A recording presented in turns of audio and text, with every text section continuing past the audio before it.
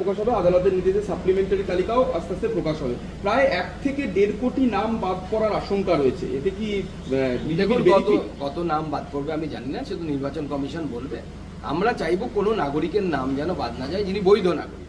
আর কালকে যেহেতু লিস্ট বেরোবে, সূচি বেরোবে, স্বাভাবিকভাবে কিছু মানুষ যারা ভারত বিরোধী তারা একটা গন্ডগোল করার চেষ্টা করবে।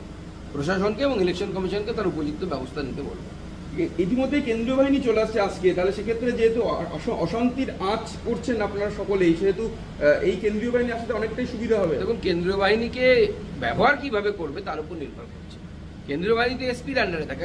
থাকলে নাকি স্কুলের শিক্ষা ব্যবস্থা একেবারে পড়াশোনার বিরাট ক্ষতি হয়ে যাবে। অথচ বিভিন্ন সময় আমরা দেখি যে সরকারি স্কুল বন্ধ রেখে বিভিন্ন ক্যাম্প হয়, স্কুল বন্ধ থাকে। স্কুলগুলোকে তো বার্তবাবু লাটে তুলে দিয়েছে। কয়েক হাজার স্কুল বন্ধ হয়ে গেছে।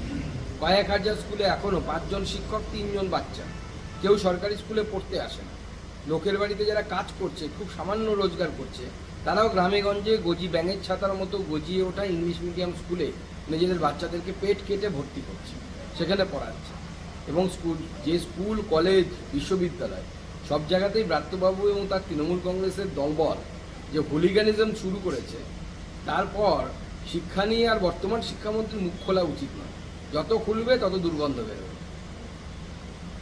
আমরা দেখলাম যে গতকাল ফাঁসি দেওয়াতে আদিবাসী মহিলাকে মারধর, তার প্রতিবাদে আদিবাসীদেরকে পুলিশ রীতিমতো পেটল। গত 15 বছর ধরে মমতা ব্যানার্জির শাসনকালে আমরা দেখলাম যে আদিবাসীরা বরাবর অপমানিত। দেখুন, দুটো ঘটনা প্রমাণ করছে যে দুটো সম্প্রদায়ের প্রতি মমতা বন্দ্যোপাধ্যায় সরকারের অ্যাপ্রোচ কী।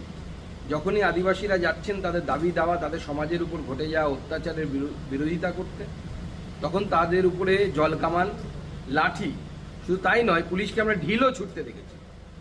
আর দেখুন, দাঙ্গা যখন হচ্ছে, সংখ্যালঘু সমাজের লোকেরা যখন বেলডাঙ্গা হোক বা কখনো অন্য কোনো জায়গায় ন্যাশনাল হাইওয়ের উপর দাঁড়িয়ে সাংবাদিককে হেনস্থা করা থেকে শুরু করে এমন কোনো কিছু বাদ নেই, করছে না, আগুন জ্বালিয়ে রাখছে, রাজ্য সরকার কিন্তু চুপ। রাজ্য সরকারের পুলিশ পাশে দাঁড়িয়ে দেখছে, দেখার মতো। বাহ, কি সুন্দর দৃশ্য! এটাই হচ্ছে বাস্তবিকতা। এটাই প্রমাণ করে দেয় যে মমতা বন্দ্যোপাধ্যায়ের মতো সাম্প্রদায়িক ইসলামিক ফান্ডামেন্টালিস্ট ভারতবর্ষে দ্বিতীয় কেউ আছে কিনা সন্দেহ আছে। উনি লুকিয়ে লুকিয়ে করেন। অন্যান্যরা যারা বোম ফাটায়, যারা জেহাদি, তারা ডাইরেক্ট বলে, ক্যামেরার সামনে বলে।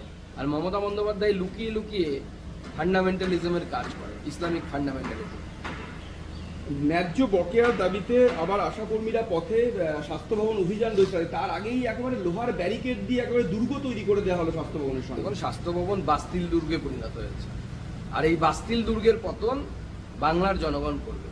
আশার দিদিদেরকে আমরা আমি পরিষ্কার বলছি, আপনারা অপেক্ষা করুন, সকলে মিলে একত্রিত হন, ভারতীয় জনতা পার্টির সরকার গঠন করুন 26-এ। আপনাদের সুখ দুঃখের খবর, সুখ দুঃখের সুরাহা ভারতীয় জনতা পার্টির সরকার করুন। পার্শ্ব শিক্ষকরা আবার আজকে বিকাশ ভবন অভিযান চালাচ্ছে। পার্শ্ব শিক্ষকদেরও একই অবস্থা, সংসার চালাতে পারছে না। ছেলে মেয়ে অসুস্থ হয়ে গেলে তাদের চিকিৎসা করতে পারছে না, পরিবারের চিকিৎসা করার পয়সা নেই। এই ভয়ঙ্কর পরিস্থিতি কেন হচ্ছে? কেন্দ্রীয় হারে কেন্দ্র যে পোর্শনটা পাঠায় আমাদের প্যারা টিচারদের, সেটা কেন রাজ্য সরকার দিয়ে দিচ্ছে না?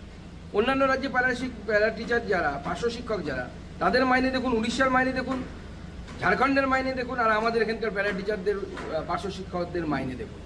নিজেদের কেন্দ্রের সাথে ম্যাচিং গ্রান্ট দিয়ে তাদের মাইনে দেওয়ার কথা। আপনারা পারছেন না, ভালো কথা, কেন্দ্রের ভাগটা তো দিয়ে দিন, সেটাও দিচ্ছেন না। কেন্দ্রের ভাগ থেকে, ওখান থেকে টাকা নিয়ে পার্শ্ব শিক্ষকদের মুখের গ্রাসকে কেড়ে নিয়ে কোথাও সবুজ সাথী সাইকেল, কখনো সেটাকে ব্যাগ দেওয়া হচ্ছে, মাইনের টাকাটা কেটে দেওয়া হচ্ছে। সর্বশিক্ষা মিশনে সরকার টাকা দেয়, কেন্দ্র সরকার টাকা দেয়, সেই টাকাটা